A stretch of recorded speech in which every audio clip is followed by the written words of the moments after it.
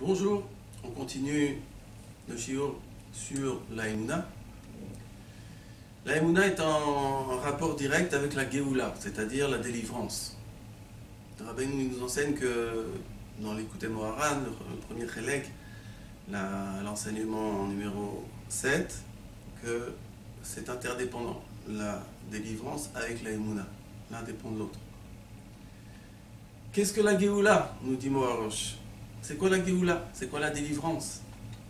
C'est au moment où Akadosh Baruch Hu se dévoilera dans le monde et tout le monde ne parlera que d'Akadosh Baruch Hu. Et il n'y aura pas d'autre langage, pas d'autre propos que Akadosh Baruch Hu. Il y aura un tel dévoilement divin que les Chachamim nous enseignent dans la Gemara Ta'anit que les gens vont montrer du doigt Akadosh Baruch Hu. Comme le passage qui dit In Elokenu ze Hashem kivinu lo veyoshienu. Voici, c'est Hashem notre Dieu, regardez-le. C'est lui qu'on a tant espéré. Et c'est lui qui nous délivre. C'est un passage dans le prophète Isaïe. Les enfants donc diront Abba, papa, voilà c'est Hashem, regarde Hashem. Maman, regarde, c'est Hashem. Ils montreront du doigt à Kadosh Baruch Hu. Ça, c'est la Géoula. Et donc, automatiquement, quand il y aura un tel dévoilement divin dans le monde, il n'y aura plus aucune marloquette, aucune séparation qui sépare le Ham Israël. Il n'y aurait plus aucune dispute dans le monde. Parce qu'à partir du moment où la divinité se dévoile dans le monde, alors il n'y a plus aucune différence, plus aucune distinction dans le Ham Israël, chacun avec sa chita. Tel groupe pense que la Vodat Hashem ça doit être comme ça et pas autrement, un autre groupe qui pense de cette manière, un autre groupe qui pense comme ça, etc. Et malheureusement, tant que la Géoula n'est pas arrivée, chacun il est sûr d'avoir raison et que l'autre a tort. Et donc on a tendance, Razé Shalom, à regarder le prochain d'un regard un petit peu hautain, dans la mesure où moi je sais c'est quoi la vérité, et lui il ne sait pas. Et toute cette étroitesse d'esprit-là, elle va disparaître totalement au moment où il y aura la Géoula, c'est-à-dire il y aura un grand dévoilement divin.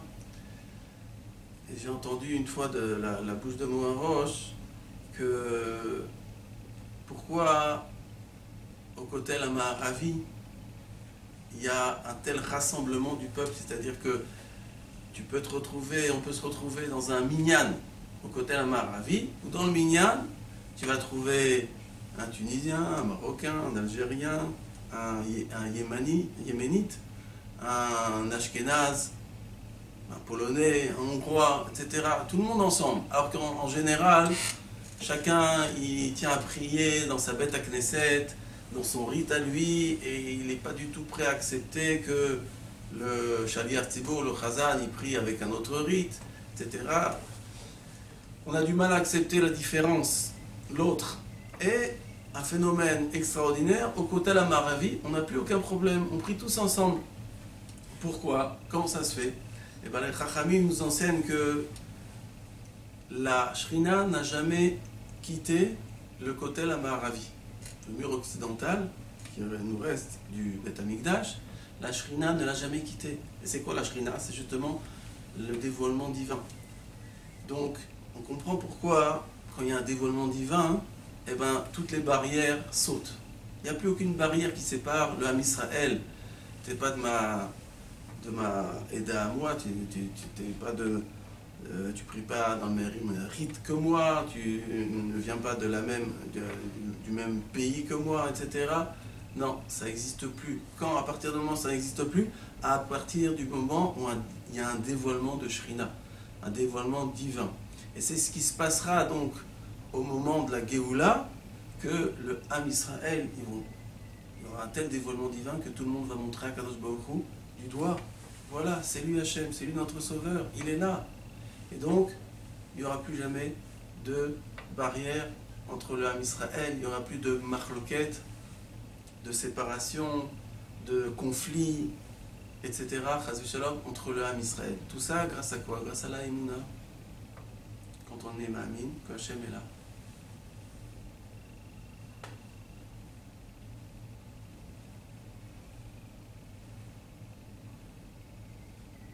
Donc voilà, c'était tout pour aujourd'hui.